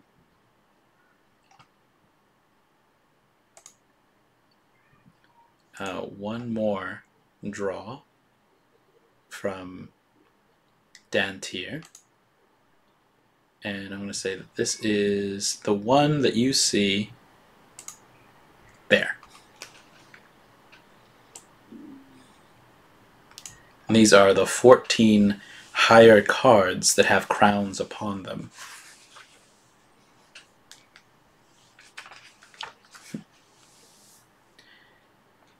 This card, this is of a fortune to shed light upon a person who will help you greatly in your battles against darkness, of which there will be many. And she looks down at this card, and her eyes kind of go a little soft. You should search for a troubled young man. He is surrounded by wealth and madness. His home is his prison. And he will turn one more time to Segrid. And her face, which was soft when looking down at the card that Dantiir had drawn, and she looks up at Segrid and she places a fingertip on Sigrid's nose gives it a slight push. Says Sigrid, you no longer feel any compulsion towards that great black dire wolf. And though you do still remember your longtime faithful friend from so long ago, the one that was here today kind of just resembled a great dire wolf. And Mr. Scruffles was like a brown dog. This was like a pug at that point. So like This didn't look like anything like would like snooze. You would be boop on his nose because it was very scrunched up. And Madame Ava will look into your eyes, Sigrid, and would withdraw her finger. Say like, "Are your thoughts clearer now, my dear?" Sigrid's turning red. She looks so angry. She's like, "Yes, thank you, madam." You have met your enemy tonight. He is a creature of darkness whose powers, as you've experienced, are beyond mortality. When you are ready to end this curse upon the land, this, and then she's sliding the crown deck towards you, card will lead you to him. And so you get to draw the last card. I do? Mm-hmm.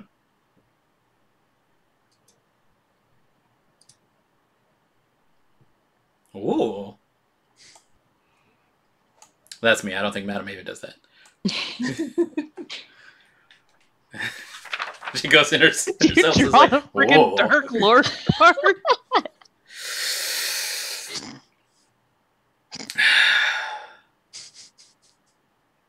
This is... And she looks up at Sigrid and then to the rest of you, and there is like a palpable like sadness in her face. This is unfortunately the worst of all truths. And she'll hold forward the Dark Lord card here. Oh, that can be good. You must face this evil alone. And he will lurk in the depths of darkness, in the one place to which he must return, and the one place where the curse can finally be ended. The Dark Lord at his darkest home. And then she will flourish back the remaining cards of her Taraka deck, and I'll leave them out here. You have found the Mercenary card, the Guildmaster, the Hooded One, Dungeon, and the Dark Lord. And Madame Ava has now moved back those cards into her hands and then back into her aged dress. It says, "That is as it should be.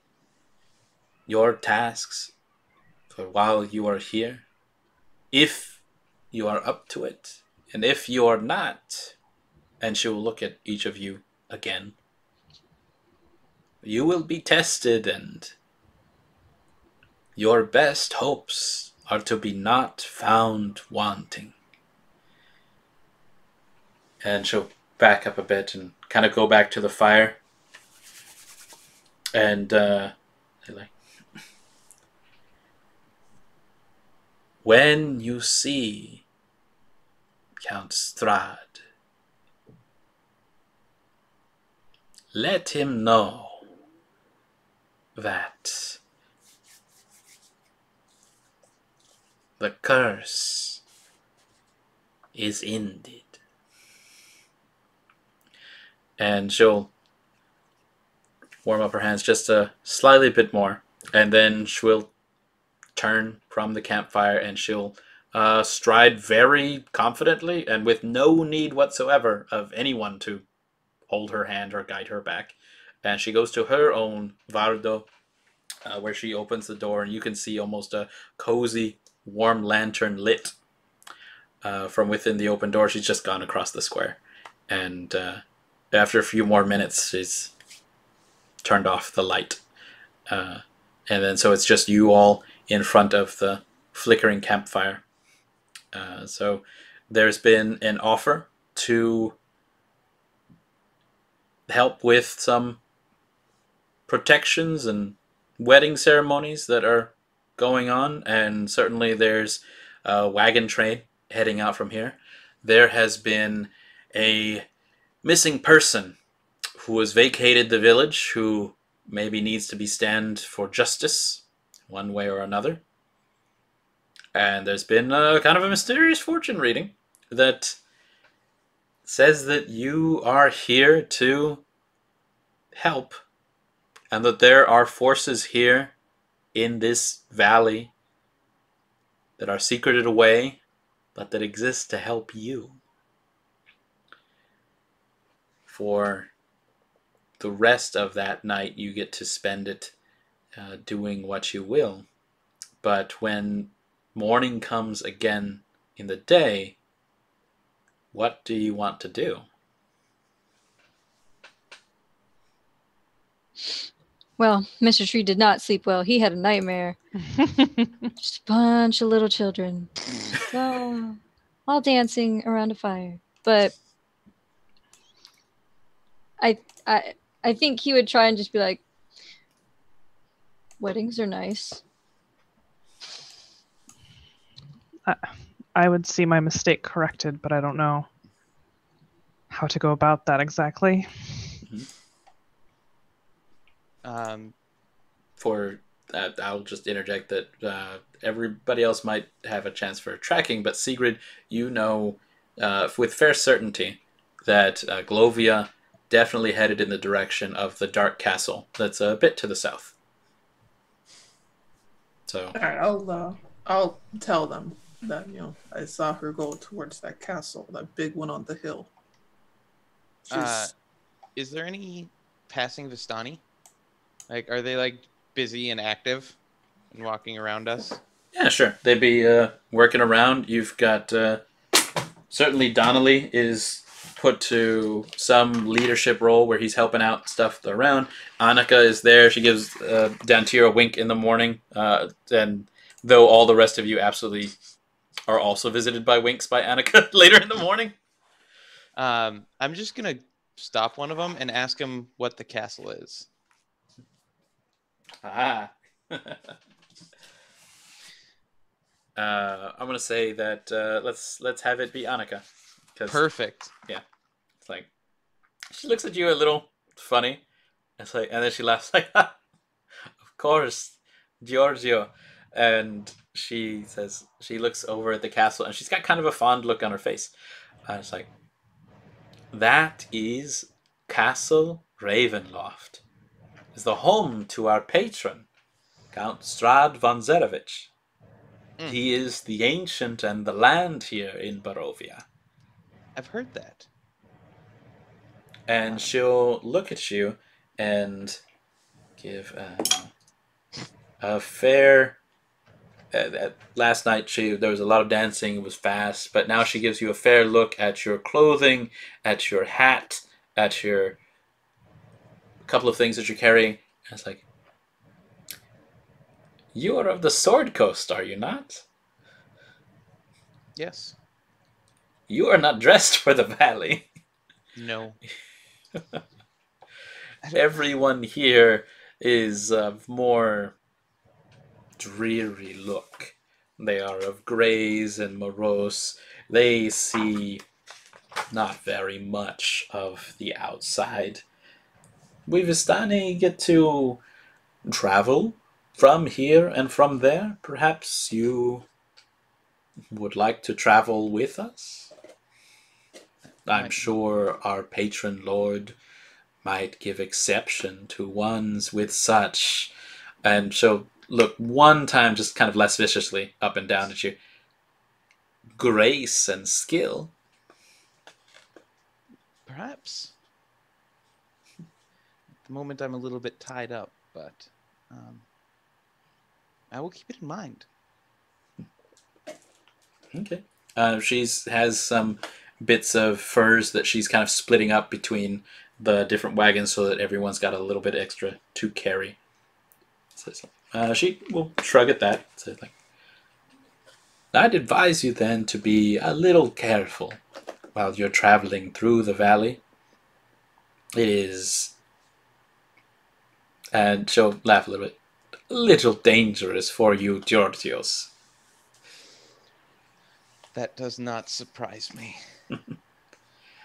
And she'll laugh at that. Like, if you come with us, I'll teach you a little more, Giorgio. And if not, then we will see you perhaps later in the valley. I would like that either way. Hmm. And then I will go rejoin and let them know that that's Castle Ravenloft. That's where Strahd lives. It sure is. He's on friendly terms with everybody because he's the best. He's the ancient and the land. He's the ancient and the land, as we've been told a few times. But it looks like she may have gone to him. Is that why the wolf played with my head? Potentially. I wouldn't really shreds. think to guess what he's thinking. Him being the ancient and the land.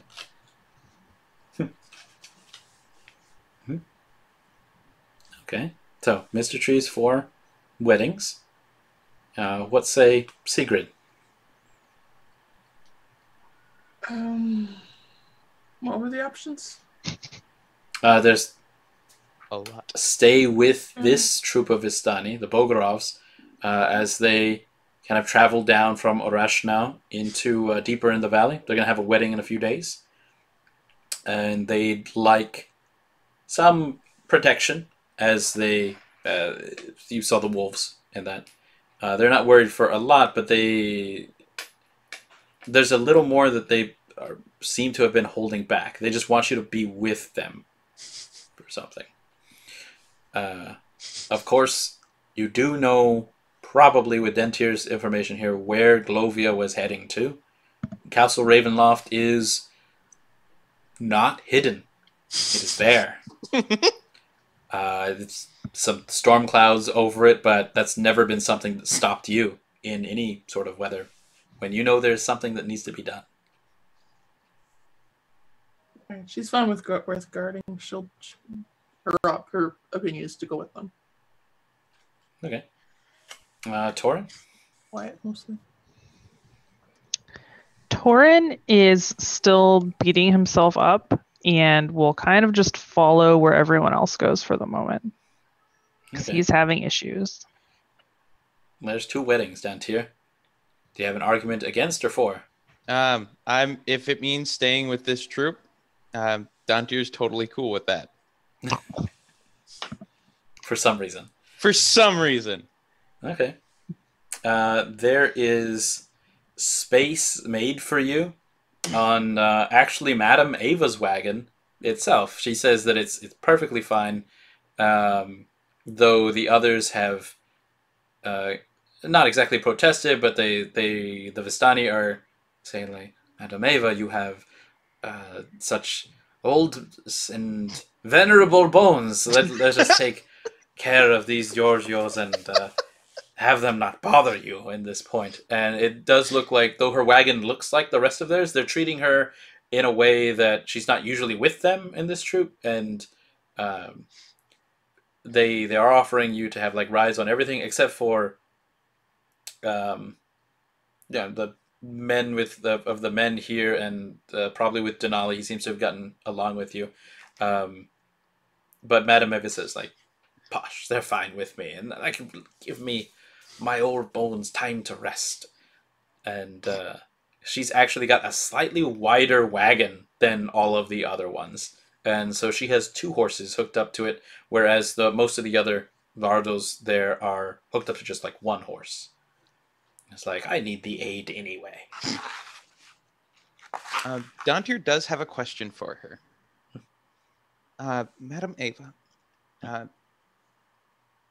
curiosity, apologies if it's not my place, but the reading you did last night, can anyone learn how to do that?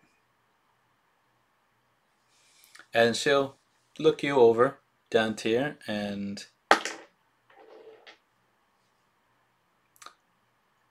some are born with gifts, some are born with wisdom, or gain it through their lives.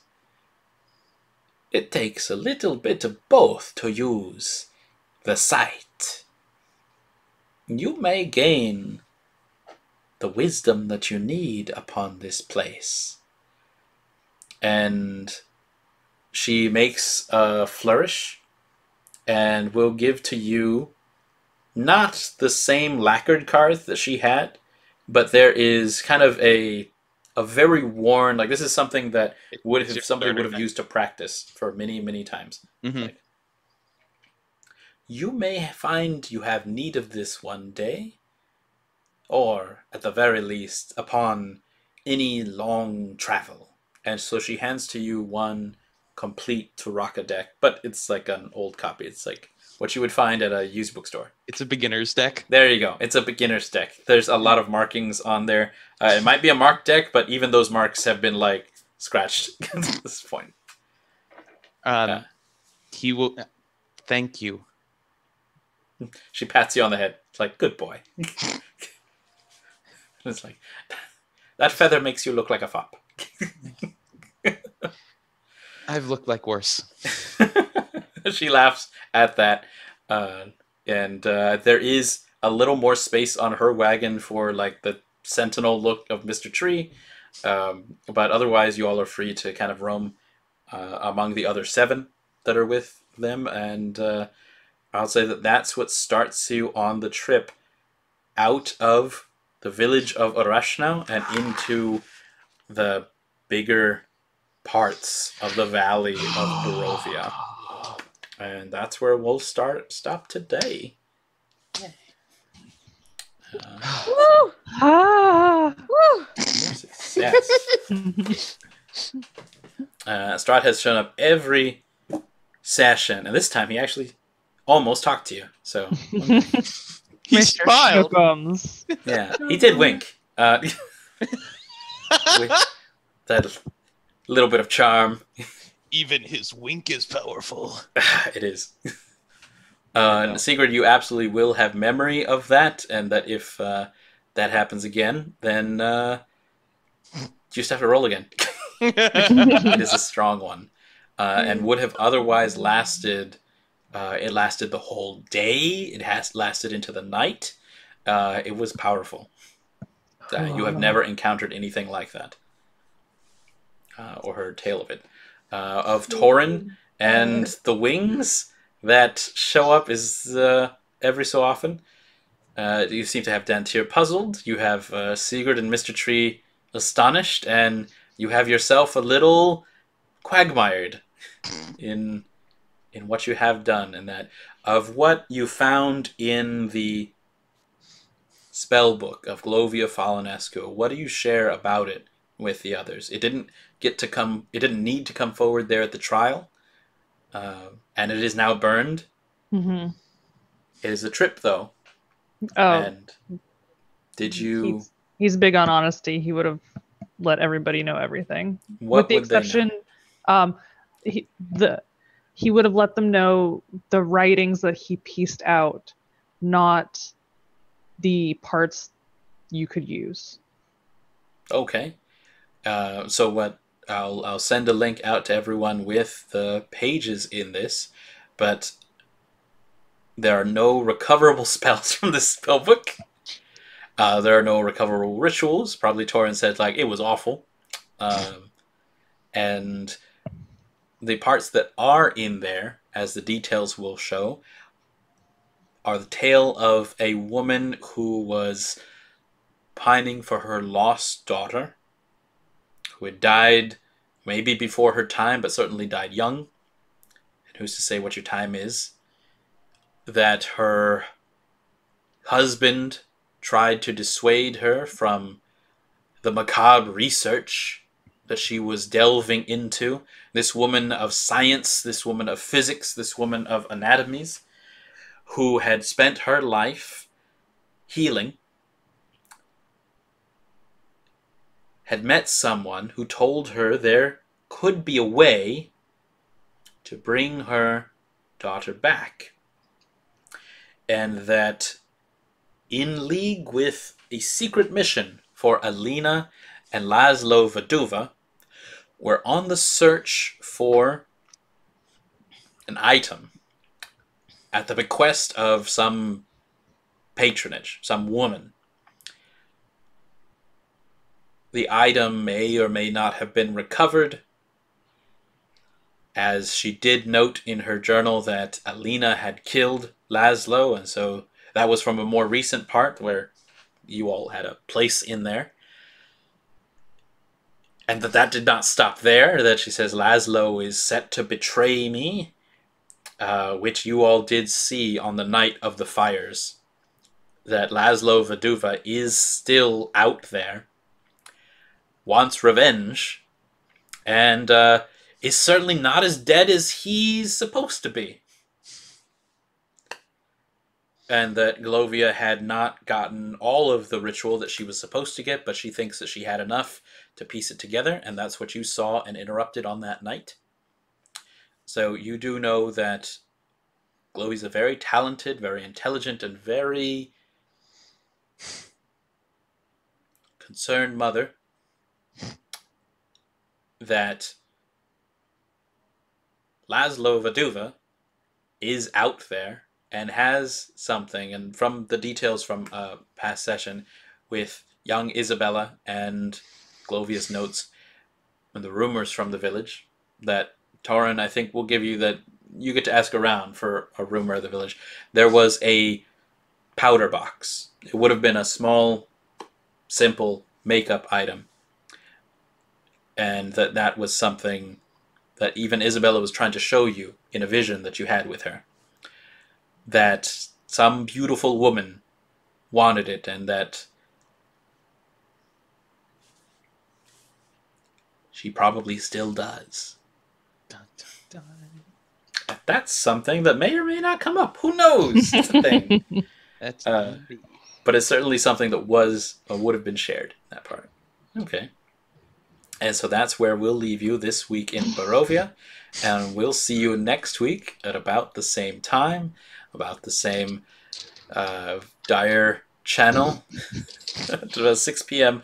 Central Standard Time. And we'll see the rest of you later. If you're in the chat, I will see you in the chat next time. And I hope we'll see you there too. Bye.